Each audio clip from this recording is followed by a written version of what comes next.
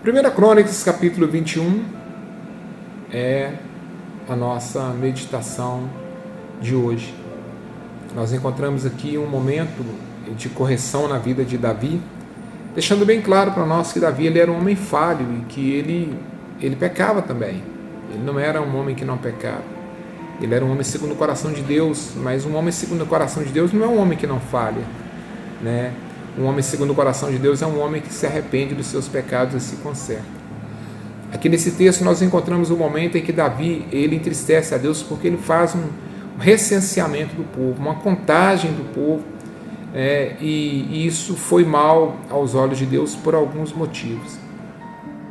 A gente vê no início do capítulo que o escritor diz que Satanás ele incitou Davi, né? Ele motivou Davi a fazer aquele recenseamento do povo. O que quer dizer isso?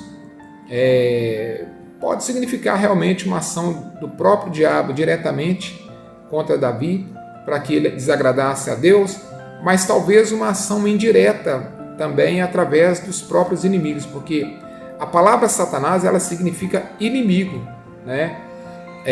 Isso se tornou um nome próprio com o tempo, né? Mas na verdade a palavra Satanás significa inimigo. E quando a Bíblia diz que Satanás incitou Davi, pode ter sido uma ação inclusive dos inimigos em volta. Talvez quando Davi olhou para os seus inimigos em volta, alguma atitude deles no sentido de mexer com os brios de Davi, ou talvez até alguma ameaça dos exércitos inimigos, fizeram com que Davi ele tomasse a atitude de contar o povo, né? Só que essa atitude de Davi de contar o povo, ela não foi agradável a Deus. Por quê? Porque, de certa forma, Davi estava se vangloriando, né? Ele estava tipo assim, não, eu governo um grande povo, um grande exército, eu tenho muita gente debaixo dos meus domínios.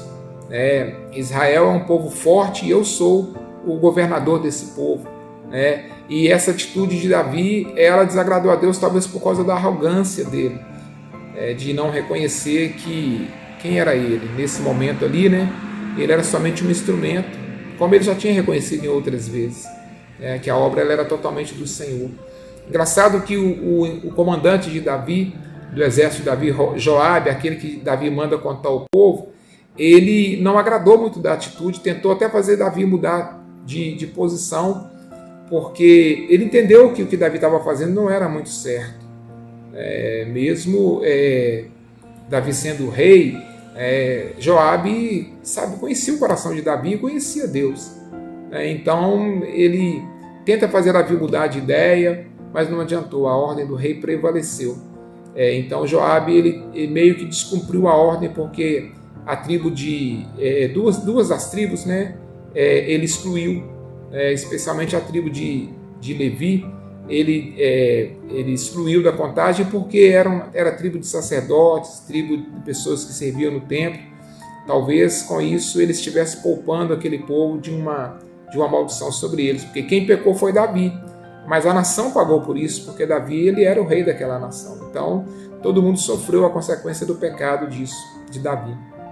Isso doeu muito no coração de Davi, né? Ver aquele povo sofrendo por causa de um erro dele, e fez com que Davi ele se voltasse para Deus, né? E se convertesse ao Senhor e pedisse perdão ao Senhor, né? Que ele se dobrou diante do Senhor para pedir perdão, e Deus perdoa Davi diante da atitude de humilhação, perdoa aquele povo, e Deus então muda a sorte daquele povo e não deixa que o mal venha sobre eles mais. Só que como consequência disso, aconteceu uma coisa extraordinária. Porque como consequência disso, porque essa história é uma história retroativa. Ele tira ela do contexto, busca lá atrás, né, o que aconteceu. Depois que ele conta todas as vitórias de Davi, ele vai lá atrás buscar essa história para contar. Porque foi através dessa história que Davi compra a eira de Araúna, né, o lugar onde se tornou Jerusalém, o lugar onde ele foi, na verdade, o Monte Moriá, onde Abraão sacrificou Isaac, o lugar onde foi construído o templo, né? Então a gente vê o propósito de Deus em todas as coisas.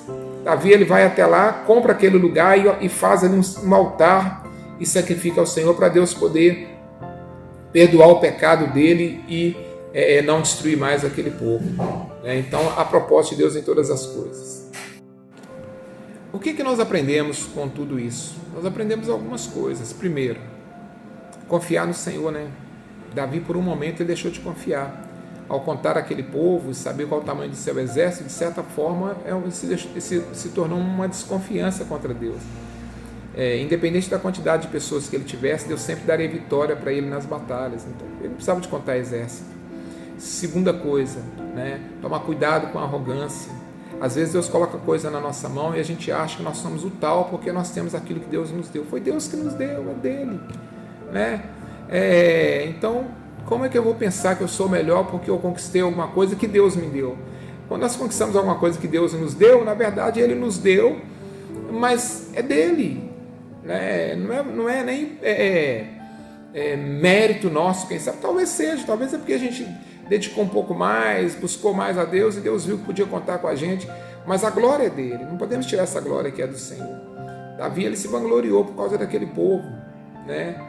Aquele grande exército que ele governava, aquele grande povo, e isso foi um laço contra ele, poderia ter sido a destruição do futuro dele, do reinado dele, né? Só que nós aprendemos uma terceira coisa nisso aí, uma última coisa que eu queria mencionar, que fez toda a diferença na vida de Davi sempre, é a humildade, é se humilhar diante de Deus em qualquer situação. Aqui, nós nunca vemos Davi tentando justificar pecado. Todas as vezes que ele pecou, que ele foi confrontado com o pecado dele, ele falou: pequei, eu pequei, Deus me perdoe porque eu pequei. Ele não colocou a culpa em ninguém, foi o fulano, não, foram meus inimigos que me instigaram, foi porque eu estava debaixo de pressão, foi por causa disso ou por causa daquilo. Não tentou justificar, eu pequei, acabou, foi eu que errei, Senhor me perdoa porque eu errei.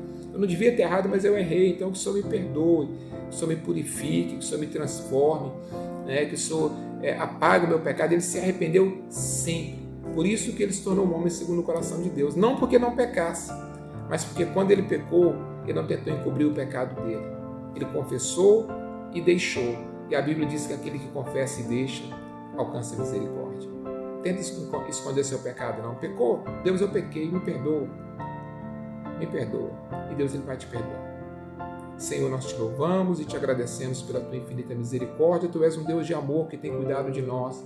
O Senhor continua multiplicando as tuas bênçãos sobre nós para que possamos, ó Deus, ser e permanecer fiéis, que não deixemos a vanglória encher os nossos corações, a falta de confiança, e que possamos sempre nos arrepender todas as vezes que pecarmos, para que possamos alcançar do Senhor a sua misericórdia, em nome de Jesus. Amém. Deus te abençoe e tenha um dia de vitória em nome de Jesus.